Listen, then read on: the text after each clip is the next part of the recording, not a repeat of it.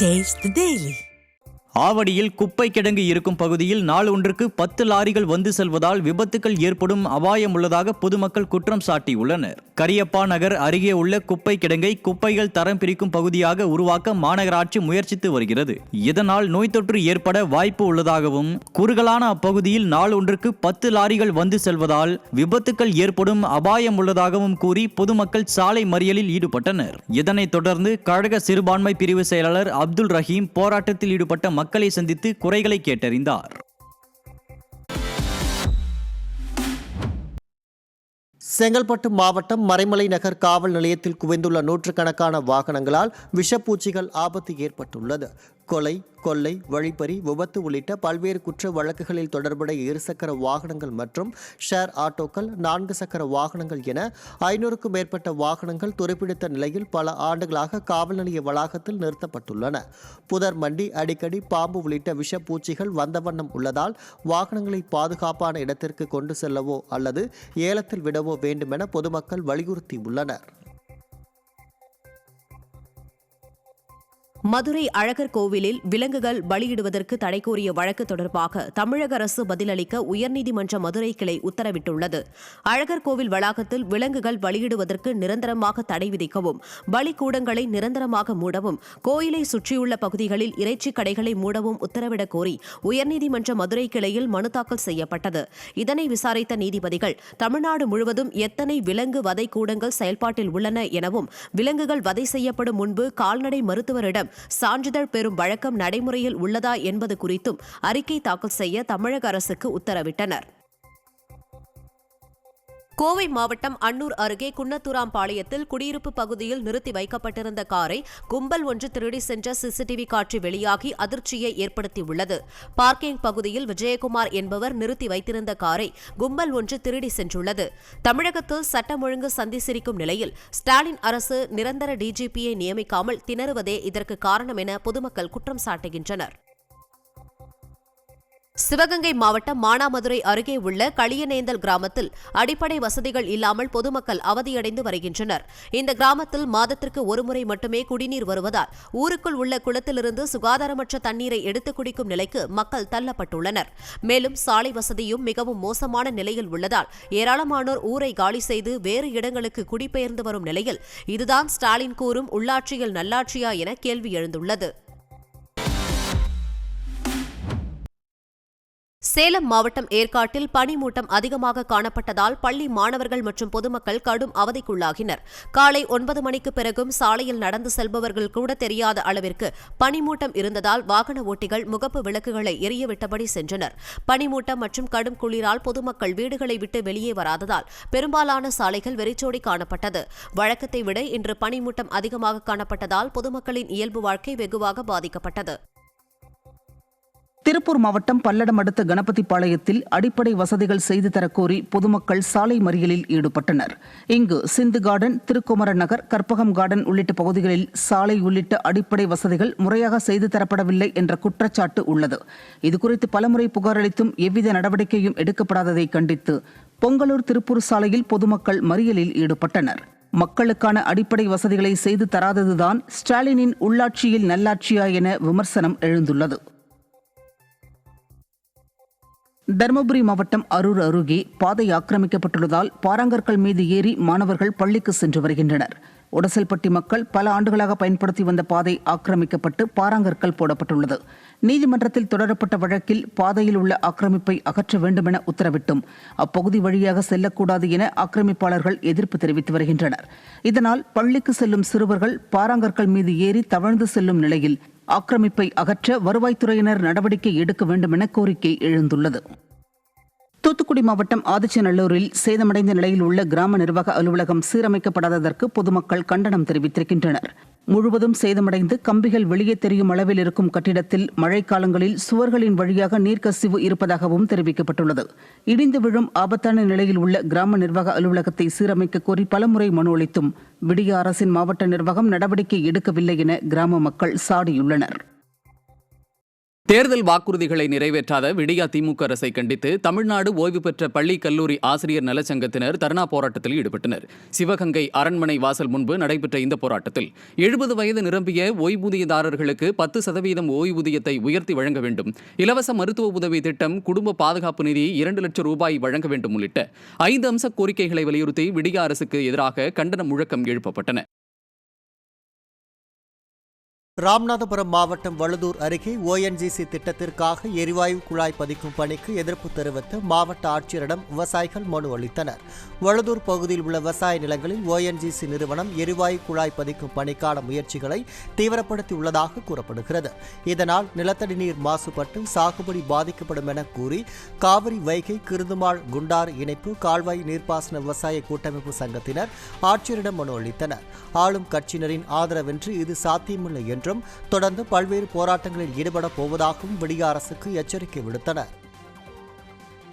ONGC நிறுவனம் 50 விவசாயிகளுக்கு மனு அனுப்பியிருக்கிறது. என்ன என்றால் 21 நாட்களிலே பதில் சொல்ல வேண்டும், இல்லை என்றால் நாங்கள் நடவடிக்கை எடுப்போம் என்று அதிகாரத்துறையிலே அனுப்பியிருக்கிறது. ராமநாதபுரம் மாவட்ட நிர்வாகம், தமிழ்நாடு அரசு இதை தாண்டி எங்கோ இருக்கிற காரைக்காலில் இருக்கக்கூடிய ஒரு தாசில்தார் இந்த உத்தரவை போடுகிறார். விவசாயிகளுக்கு கேள்வி வருகிறது, இந்த 2 அதிகாரத்தை மீறிய அதிகாரம் அவருக்கு இருக்கிறதா? ஒரு குழாய் 200 ஏக்கர் புஞ்சை நிலம், நெல் விளையக்கூடிய புஞ்சை நிலத்தில் அந்த குழாய்களை பதிப்பதற்கு கேட்கிறார்கள். உடனடியாக மாவட்ட நிர்வாகம் தலையிட்டு இதை தடுத்து நிறுத்த வேண்டும். திருப்பூர் மாவட்டம் உடுமலை அருகே திருமூர்த்தி மலை, பஞ்சலிங்க அருவியின் நீர்பிடிப்பு பகுதிகளில் மழை காரணமாக வெள்ளப்பெருக்கு ஏற்பட வாய்ப்புள்ளதால் சுற்றுலா பயணிகள் பஞ்சலிங்க அருவிக்கு செல்ல தடை விதிக்கப்பட்டுள்ளது. ஏற்கனவே கடந்த மாதம் ஏற்பட்ட வெள்ளப்பெருக்கில் அருவிக்கு செல்லும் இரும்பு பாதை சேதமடைந்ததுடன் கன்னிமார் கோவிலும் வெள்ளத்தில் அடித்து செல்லப்பட்டது. இதையடுத்து பாதுகாப்பு முன்னெச்சரிக்கை நடவடிக்கையாக சுற்றுலா பயணிகள் பஞ்சலிங்க அருவிக்கு செல்லவும் குளிக்கவும் தடை விதிக்கப்பட்டுள்ளது. செங்கல்பட்டு மாவட்டம் மதுராந்தகத்தில் பயனாளிகளுக்கு வழங்கப்படும் கம்பிகள் திறந்த வெளியில் வைக்கப்பட்டுள்ளதால் துருப்பிடித்து வீணாகி வருகிறது. ஏழை எளிய மக்களுக்கு அரசு சார்பில் கட்டித்தரப்படும் தொகுப்பு வீடுகளுக்கு தேவையான இரும்பு கம்பிகள் மதுராந்தகம் வட்டார வளர்ச்சி அலுவலக வளாகத்தில் வைக்கப்பட்டுள்ளது.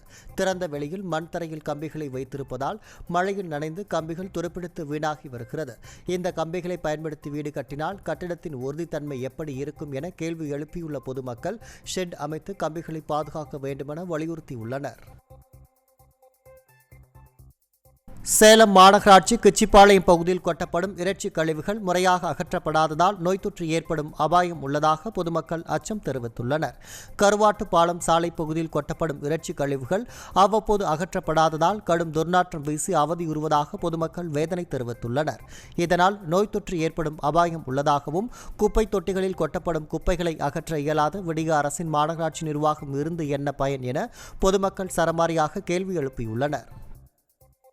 மார்க்கெட் போகக்கூடிய வழியா இருக்குது, பள்ளி குழந்தைகள் போகக்கூடிய பள்ளி வளாகத்திற்கு போகக்கூடிய வழியா இருக்கு, மருத்துவமனை செல்லக்கூடிய வழியா இருக்கு. இங்க வந்து இரவு நேரங்கள்ல இந்த இறைச்சி கழிவுகள் இந்த மாதிரியான கழிவுகளை வந்து கொட்டுறதுனால இந்த பகுதி ஒரு துர்நாற்றம் வீசி நோய் பரவும் ஒரு அபாய தொற்றா இங்க இருக்கு. பகுதி பொதுமக்கள் சார்பாக வந்து பாத்தீங்கன்னா இது உடனடியா இந்த கழிவுகளுக்கு அகற்றத்துக்கு மாற்று வழி ஏற்பாடு பண்ணணும் அப்படிங்கிறத கேட்டுக்கொள்கிறோம். நீலகிரி மாவட்டம் குன்னூர் சுற்றுவட்டார பகுதிகளில் கடும் மேகமூட்டத்துடன் சாரல் மழை பெய்ததால் பொதுமக்களின் இயல்பு வாழ்க்கை முடங்கியது. குன்னூர் சுற்றுவட்டார பகுதிகளில் காலநிலை மாற்றம் காரணமாக அடிக்கடி மழை மற்றும் பனிப்பொழிவு இருந்து வருகிறது. இதனால் கடும் பனிமூட்டத்துடன் குளிர் நிலவுவதால் வாகன ஓட்டிகள் முகப்பு விளக்குகளை ஒளிரவிட்டபடி செல்லும் நிலை ஏற்பட்டுள்ளது. தேயிலை விவசாயிகள் மற்றும் சாலையோர வியாபாரிகளின் இயல்பு வாழ்க்கையும் பாதிக்கப்பட்டுள்ளதாக கூறப்படுகிறது. திருப்பத்தூர் மாவட்டம் ஆலங்காயம் அருகே தாயின் கண் முன்னே 1.5 வயது மகன் விபத்தில் சிக்கி உயிரிழந்த சம்பவம் சோகத்தை ஏற்படுத்தியுள்ளது. காவலூர் கிருஷ்ணாபுரம் பகுதியைச் சேர்ந்த திலகவதி என்பவர் தனது 2 மகள்களை வீட்டின் அருகே வந்து நின்ற பள்ளி வேனில் ஏற்றிவிட்டுள்ளார். தொடர்ந்து ஓட்டுநர் இடதுபுறமாக வேனை இயக்கிய நிலையில் தாய்க்கு தெரியாமல் வலதுபுறமாக வந்து நின்ற 1.5 வயது மகன் துர்ஷாந்த் வேனில் சிக்கி பரிதாபமாக உயிரிழந்தான். தாயின் கண் முன்னே மகன் உயிரிழந்த சம்பவத்தால் அக்கிராமமே சோகத்தில் மூழ்கியுள்ளது. செங்கல்பட்டு மாவட்டம் மேற்கு தாம்பரத்தில் உள்ள மேம்பாலத்தில் ஒரே பகுதியில் 2வது முறையாக பள்ளம் ஏற்பட்டதால் வாகன ஓட்டிகள் அச்சமடைந்துள்ளனர். வாகன ஓட்டிகள் அதிகம் பயன்படுத்தி வரும் இப்பாலத்தில் சில மாதங்களுக்கு முன்பு திடீர் பள்ளம் ஏற்பட்டு அது தற்காலிகமாக சரி செய்யப்பட்டது. இந்நிலையில் இப்பாலத்தில் தற்போது மீண்டும் அதே இடத்தில் பள்ளம் ஏற்பட்டுள்ளது வாகன ஓட்டிகளை அச்சத்தில் ஆழ்த்தியுள்ளது. விடியா அரசின் நெடுஞ்சாலைத்துறை விபத்து நிகழும் முன்னர் முறையான சீரமைப்பு நடவடிக்கைகளை எடுக்க வேண்டும் என வலியுறுத்தப்பட்டுள்ளது. தென்காசி மாவட்டம் வடகரை அருகே வாவா நகரத்தில் புதிதாக திறக்கப்பட்ட துணை சுகாதார நிலைய கல்வெட்டில் அதிமுக எம்எல்ஏவின் பெயர் பொறிக்கப்பட்டிருந்ததால் அரசியல் காழ்ப்புணர்ச்சியால் கல்வெட்டை கிடப்பில் போட்டதற்கு மக்கள் கண்டனம் தெரிவித்துள்ளனர். இந்த துணை சுகாதார நிலையம் ஜூன் மாதம் திறக்கப்பட்ட நிலையில் அதற்கான கல்வெட்டில் அதிமுக எம்எல்ஏ கிருஷ்ண முரளி பெயர் இடம்பெற்று இருந்ததால் அது பதிக்கப்படாமல் கிடப்பில் போடப்பட்டுள்ளது. மேலும் துணை சுகாதார நிலையத்தை சுற்றி கழிவுநீர் செல்ல வழியின்றி அடைப்பு ஏற்பட்டுள்ளதால் சுகாதார சீர்கேடு ஏற்பட்டுள்ளது. விடிய அரசின் மாற்றாந்தாய் மனப்பான்மை மக்களிடையே அதிருப்தியை ஏற்படுத்தியுள்ளது. கடலூர் மாவட்டத்தில் அரசு சார்பில் கட்டி கொடுக்கப்பட்ட வீடுகளுக்கு பட்டா கோரி வட்டாட்சியர் அலுவலகத்தை முற்றுகையிட்டு மீனவர்கள் போராட்டத்தில் ஈடுபட்டனர். கடலூர் மாவட்டத்தில் சுனாமியின் போது வீடுகளை இழந்தவர்களுக்கு அரசு கட்டி கொடுத்த வீடுகளுக்கு இதுவரை பட்டா வழங்காததாக கூறப்படுகிறது. இதுகுறித்து பலமுறை அதிகாரிகளிடம் மனு கொடுத்தும் நடவடிக்கை எடுக்காததால் மீனவர் வாழ்வுரிமை இயக்கத்தின் சார்பில் வட்டாட்சியர் அலுவலகம் முன்பு மீனவர்கள் முற்றுகை போராட்டத்தில் ஈடுபட்டனர். மக்கள் நலன் பற்றி சிந்திக்காமல் விடியா முதல்வர் தனது குடும்ப மக்களின் நலன் பற்றியே சிந்திப்பதாக குற்றம் சாட்டியுள்ளனர்.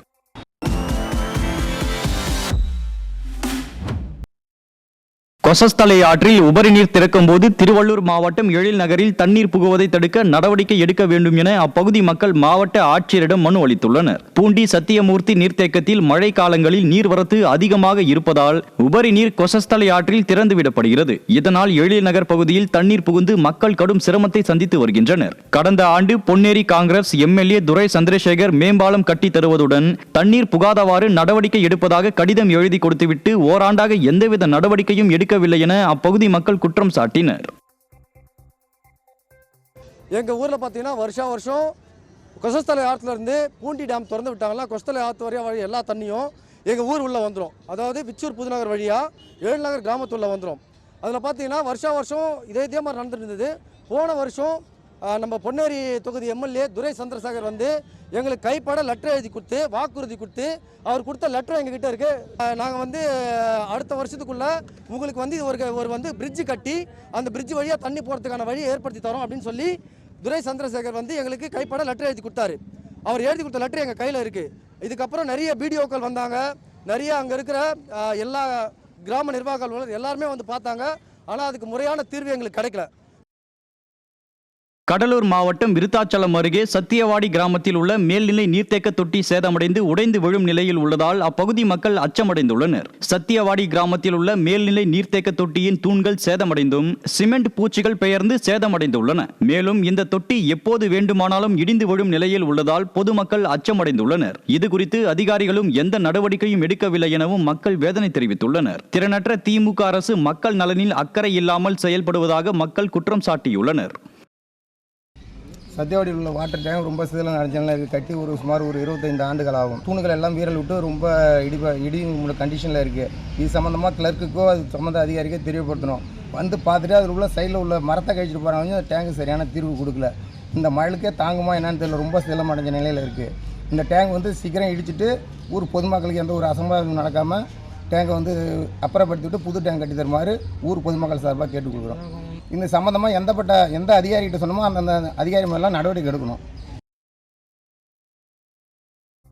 காஞ்சிபுரம் மாவட்டம் வரதராஜபுரத்தில் லாரிகள் மூலம் கொண்டுவரப்படும் கழிவுநீர் குடியிருப்பு பகுதியில் வெளியேற்றப்படும் அவலம் அரங்கியிருக்கிறது.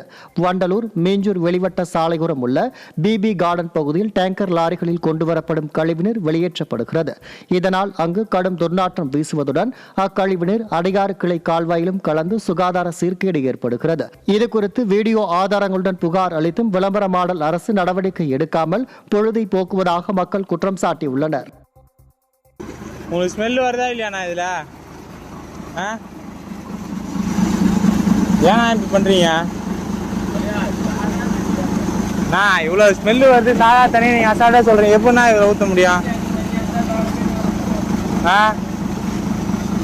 ஆள் இல்லைன்னா எங்கள் மாதிரி விட்டு ஊற்றிட்டு போயினே இருக்கீங்களாண்ணா? எவ்வளோ இடம் இருக்கேன் நாங்களாம்.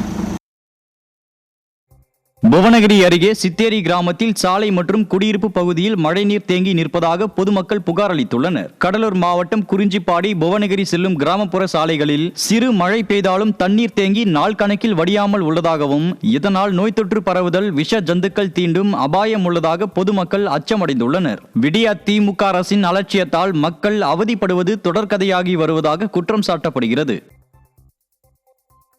காஞ்சிபுரம் மாவட்டம் சென்னக்குப்பம் ஏரியில் விதிகளை மீறி தொழிற்சாலை கழிவுகள் கொட்டப்படுவதால் நீர்நிலை மாசடைவதாக குற்றச்சாட்டு எழுந்துள்ளது. விவசாய நிலங்களுக்கு பாசன வசதி அளிப்பதுடன் நிலத்தடி மற்றும் குடிநீர் ஆதாரமாகவும் உள்ள அந்த ஏரியில் ஒரகடம் சிப்காட் தனியார் ஆலைகளிலிருந்து வெளியேற்றப்படும் கழிவுநீர் கலக்கிறது. மேலும் தொழிற்சாலை ரசாயனம், கழிவுகள், ஆயில் போன்றவை மூட்டை மூட்டையாக கொட்டப்படுகின்றன. இதனால் ஏரி மாசடைவது குறித்து பலமுறை புகார் அளித்தும் மக்கள் நலனில் அக்கறையற்ற விடிய அரசு எந்தவித நடவடிக்கையும் எடுக்காமல் கள்ள மௌனம் காத்து வருவதற்கு பொதுமக்கள் கடும் கண்டனம் தெரிவித்துள்ளனர். திண்டுக்கல் மாவட்டம் செம்பட்டி அருகே கோயில் இடத்தில் விளையாட்டு அரங்கம் கட்ட எதிர்ப்பு தெரிவித்து கிராம மக்கள் தற்கொலை மிரட்டல் விடுத்தனர். புதுக்கோட்டையில் தீயசக்தி அரசு விளையாட்டு அரங்க கட்டுமான பணி மேற்கொண்டு உள்ள இடம் ராஜகம்பளத்தூர் சமூகத்தின் பொம்மைச்சாமி நாகம்மாள் கோயிலுக்கு சொந்தமானது என்பதால் அங்கு கட்டுமானம் மேற்கொள்ள அப்பகுதி மக்கள் எதிர்ப்பு தெரிவித்தனர். ஆனால் மக்கள் விரோத திமுக அரசு கட்டுமானத்தை தொடர்வதாக புகார் எழுந்தது. இதனால் வெகுண்டெழுந்த கிராம மக்கள் போராட்டம் நடத்திய நிலையில் சிலர் அருகில் உள்ள உயர் அழுத்த மின் கோபுரத்தில் ஏறி தற்கொலை மிரட்டல் விடுத்தனர். நீலகிரி மாவட்டம் குன்னூர் சுற்றுவட்டார பகுதிகளில் கடும் மேகமூட்டத்துடன் சாரல் மழை பெய்ததால் பொதுமக்களின் இயல்பு வாழ்க்கை முடங்கியது. குன்னூர் சுற்றுவட்டார பகுதிகளில் காலநிலை மாற்றம் காரணமாக அடிக்கடி மழை மற்றும் பனிப்பொழிவு இருந்து வருகிறது. இதனால் கடும் பனிமூட்டத்துடன் குளிர் நிலவுவதால் வாகன ஓட்டிகள் முகப்பு விளக்குகளை ஒளிரவிட்டபடி செல்லும் நிலை ஏற்பட்டுள்ளது. தேயிலை விவசாயிகள் மற்றும் சாலையோர வியாபாரிகளின் இயல்பு வாழ்க்கையும் பாதிக்கப்பட்டுள்ளதாக கூறப்படுகிறது. திருப்பத்தூர் மாவட்டம் ஆலங்காயம் அருகே தாயின் கண் முன்னே 1.5 வயது மகன் விபத்தில் சிக்கி உயிரிழந்த சம்பவம் சோகத்தை ஏற்படுத்தியுள்ளது. காவலூர் கிருஷ்ணாபுரம் பகுதியைச் சேர்ந்த திலகவதி என்பவர் தனது 2 மகள்களை வீட்டின் அருகே வந்து நின்ற பள்ளி வேனில் ஏற்றிவிட்டுள்ளார்.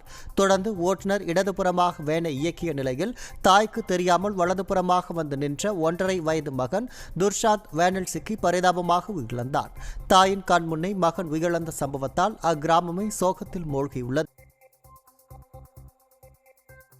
செங்கல்பட்டு மாவட்டம் மேற்கு தாம்பரத்தில் உள்ள மேம்பாலத்தில் ஒரே பகுதியில் 2வது முறையாக பள்ளம் ஏற்பட்டதால் வாகன ஓட்டிகள் அச்சமடைந்துள்ளனர். வாகன ஓட்டிகள் அதிகம் பயன்படுத்தி வரும் இப்பாலத்தில் சில மாதங்களுக்கு முன்பு திடீர் பள்ளம் ஏற்பட்டு அது தற்காலிகமாக சரி செய்யப்பட்டது. இந்நிலையில் இப்பாலத்தில் தற்போது மீண்டும் அதே இடத்தில் பள்ளம்.